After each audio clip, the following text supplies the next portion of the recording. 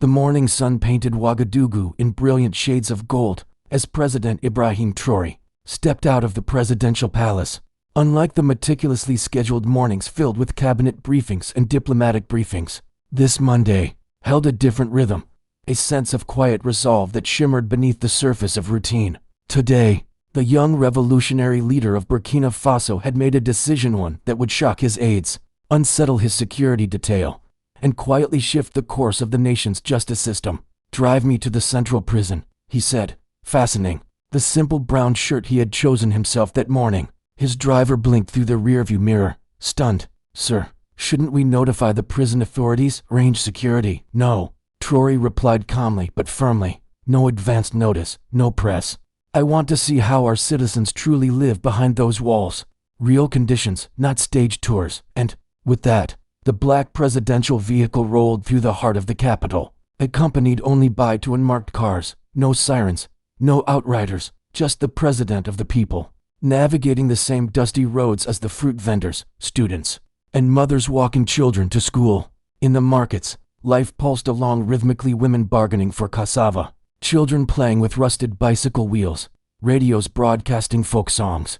No one suspected that their president was heading into the belly of a system that had too long operated in the shadows. 40 minutes later, the convoy pulled up in front of the looming gray structure of Ouagadougou Central Correctional Facility. Coils of razor wire shimmered menacingly along the top of the towering concrete walls, and the scent of humidity, sweat, and iron hung in the air like a warning. The guards at the main gate froze. One young officer, barely in his 20s, fumbled with his keys. "Mr. President, we weren't expecting."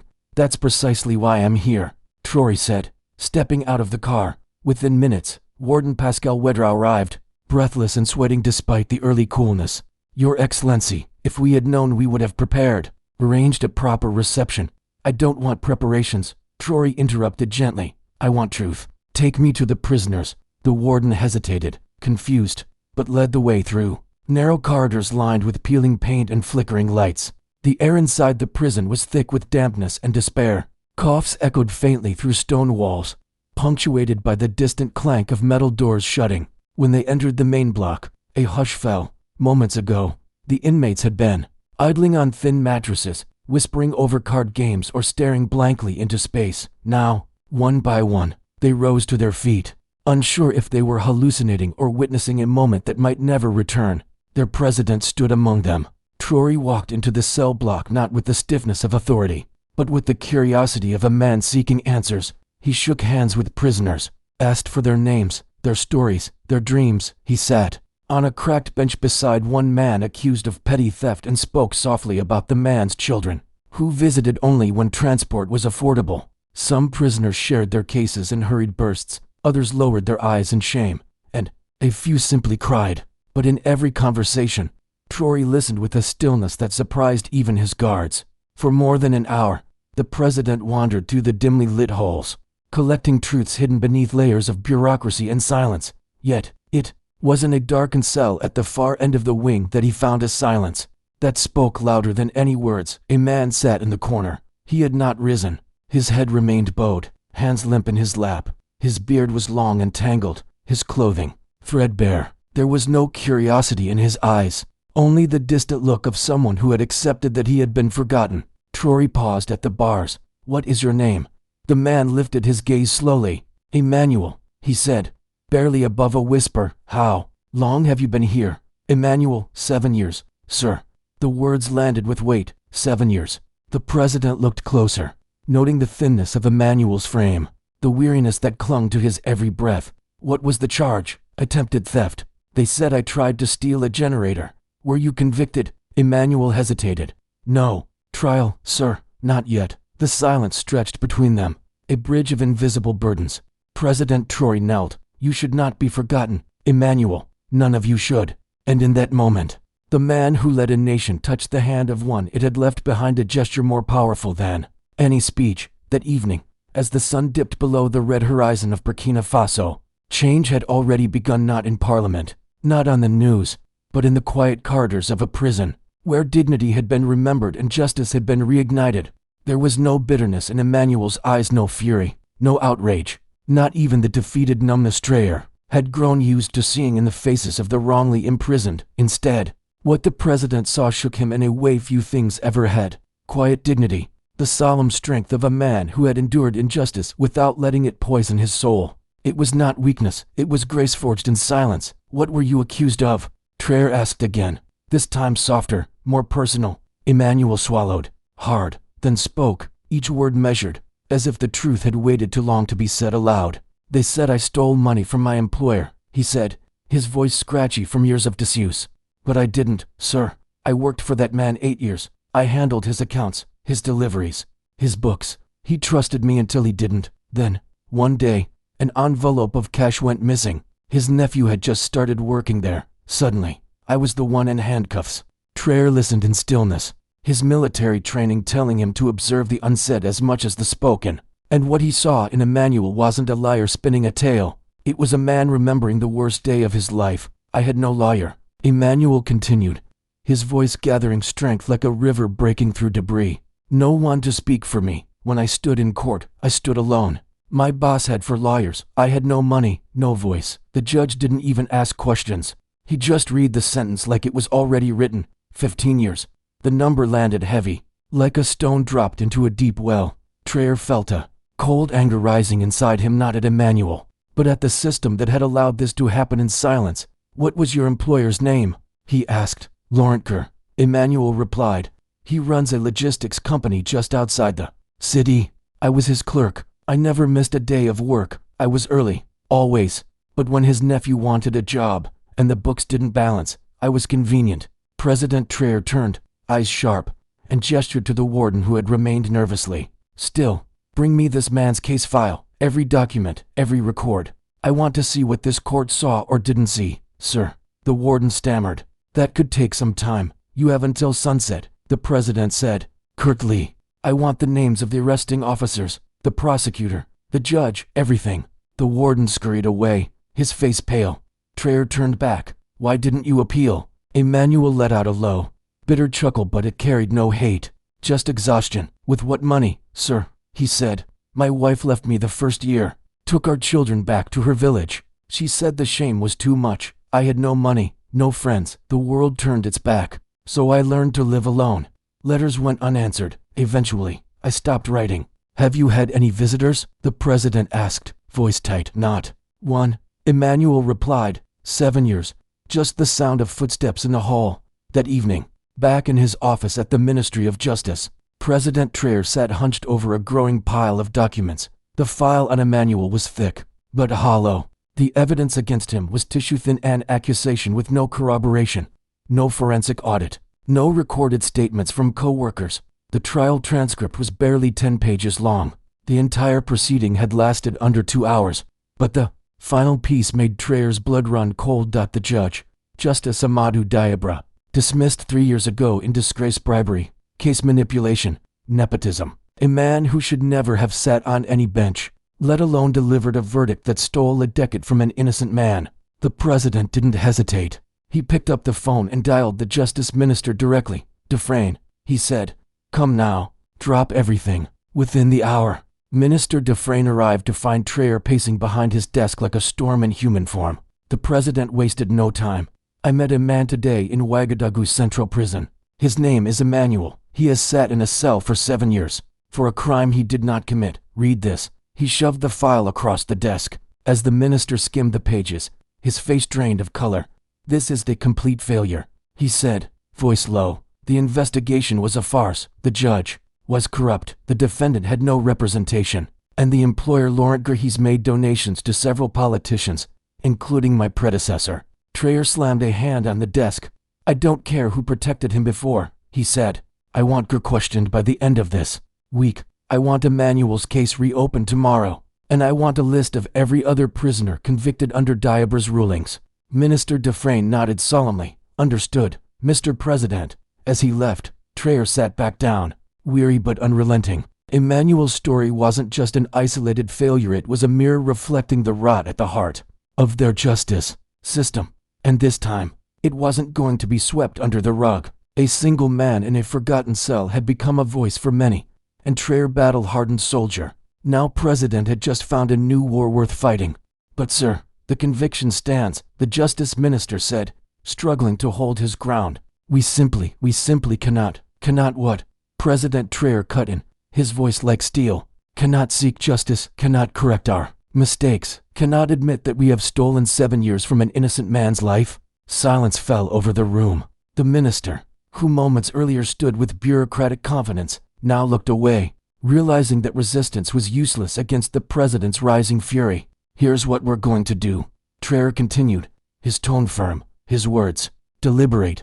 Tomorrow morning, you will assemble an independent review committee. I want prosecutors, public defenders, human rights advocates, people with no political ties. They will re-examine every detail of this case, from the beginning, and I want Laurentger investigated thoroughly. If he did this to Emmanuel, I promise you he's done it to others. And so, over the next 48 hours, that newly formed team worked day and night, sifting through old documents, court transcripts, and company records. What they uncovered sent shockwaves through the presidential office. Laurentger's company had accused at least 5 other employees over the past 10 years of theft or misconduct. Each of those accused shared common traits. They were poor, unconnected, and lacked access to proper legal counsel. All 5 had been swiftly convicted, without thorough investigations or fair representation. Even worse, Emmanuel's file revealed outright fabrication. A forensic handwriting expert confirmed the so-called confession was forged. The financial documents used to convict him had been doctored. Numbers manipulated to create the illusion of theft where none existed. When the review team presented their findings, President Traore stared at the stack of damning evidence. His heart pounded not with triumph, but with rage. This man was framed, he said, voice low and resolute. His life was destroyed for convenience. We won't just free him. We will restore him. And we will ensure this system never again devours the innocent. The following morning, under the brightness of a rising sun, President Traore returned to Ouagadougou's central prison. But this time, he wasn't alone. A convoy of journalists, camera crews, legal officials, and human rights observers followed closely behind. The nation was about to witness a moment they'd never seen before, a head of state confronting his country's failure and personally righting a historic wrong. The gates of the prison opened wide as the presidential entourage made its way. Inside, the corridors, once quiet, buzzed with anticipation. Word had spread quickly something extraordinary was happening. Inside his cell, Emmanuel sat quietly, unaware of the growing crowd outside, or the camera crews marching down the hall. 7 years of silence had taught him not to hope, not to dream. Even now, hearing the footsteps approach, he didn't rise. He assumed it was another routine check. Perhaps a new inmate. Nothing more. Then a familiar voice echoed down the corridor. Emmanuel. He looked up slowly, his breath catching in his throat. There, standing before his cell, was President Traore himself, this time not in secret, but flanked by officials and cameras, with the world watching. Emmanuel, the president said, his voice echoing in the solemn hush, I've read your file. You were not only wrongly accused, you were betrayed by your employer, by the courts, and by a system that was supposed to protect you. A hushed silence blanketed the entire prison block. Inmates clung to their cell bars, holding their breath, witnessing history unfold. I'm sorry, Traore continued, eyes heavy with remorse. You deserved justice. Instead, we gave you suffering. But today that changes. Today, we begin to make this right. He turned to his legal team, then back to Emmanuel. You are going home today. For a moment, Emmanuel just stared, stunned. The words didn't make sense. After 7 years, going home didn't sound real. It sounded like a cruel joke from a dream. His knees went weak, and he gripped the bars for balance. This is real, he whispered, his voice cracking. Yes, the president said, stepping closer. This is real. You are a free man. The metal door creaked open for the final time. Emmanuel stepped into the corridor on shaking legs, overwhelmed by the light, the faces, the emotion. And then cheers erupted. From every cell block, inmates raised their fists, shouted, and clapped. Some wept openly. They were cheering not just for Emmanuel but for the hope that maybe, just maybe, justice wasn't completely dead.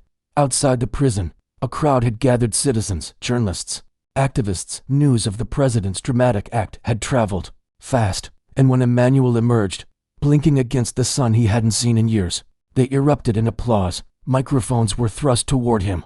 Reporters shouted questions. How do you feel? What will you do next?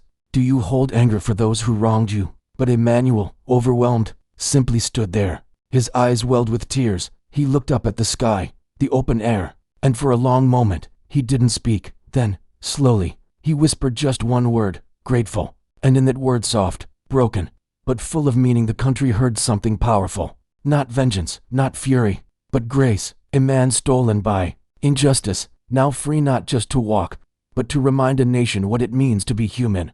Freedom. Emmanuel could feel it in the air, on his skin, and deep in his bones, yet the sensation was so unfamiliar that it frightened him more than the prison cell he had just left behind. The crowd fell quiet as microphones clustered around him.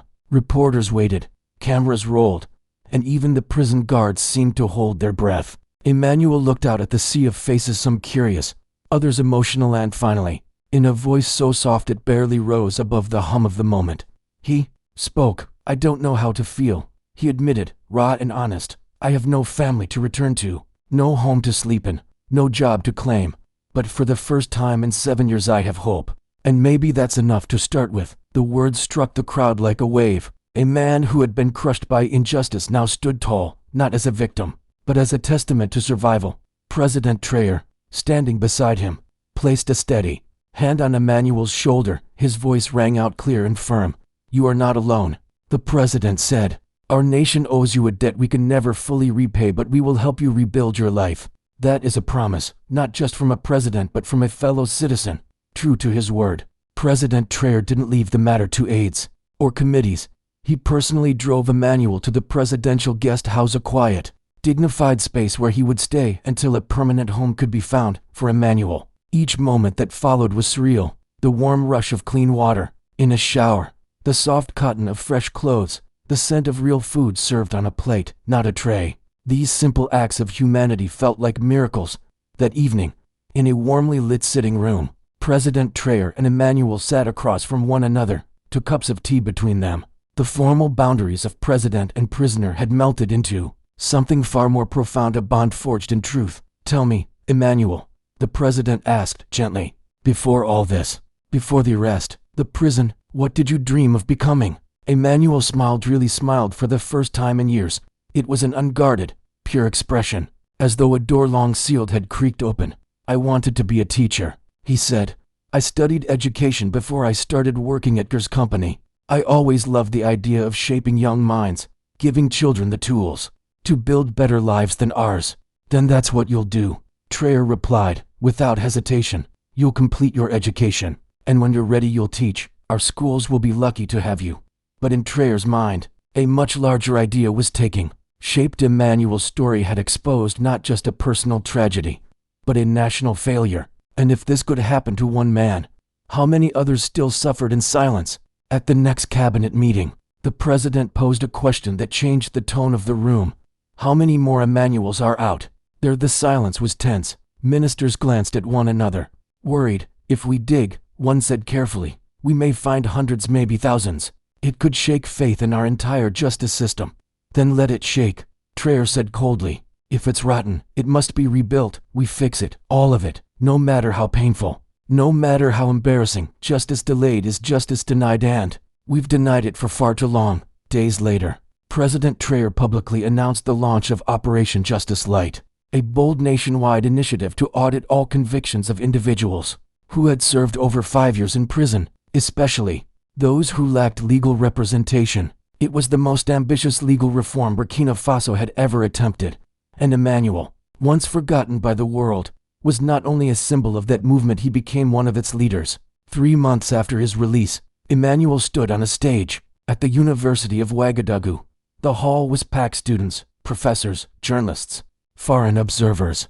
He wore a crisp white shirt and dark blazer, a far cry from the tattered clothes he had once worn in prison. But the most striking change was not in his attire, it was in his presence.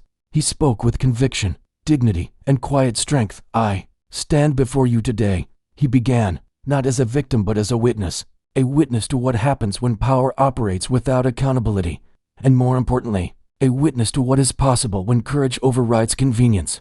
In the front row, President Traore watched with pride. This moment had been Emmanuel's idea, to speak directly to future lawyers, judges, and policymakers, to urge them not just to enforce the law, but to honor its spirit. And it wasn't just a speech, it was the beginning of a movement. Operation Justice Light soon became a beacon for reform across Africa. Within 6 months, the review team had examined over 2,000 cases. Of these, 347 prisoners were found to be either wrongfully convicted or held far beyond their legal terms. Each of those numbers represented a human life, families torn apart, futures stolen, dignity shattered. But perhaps the most damning discovery came from the investigation into Laurent Gur.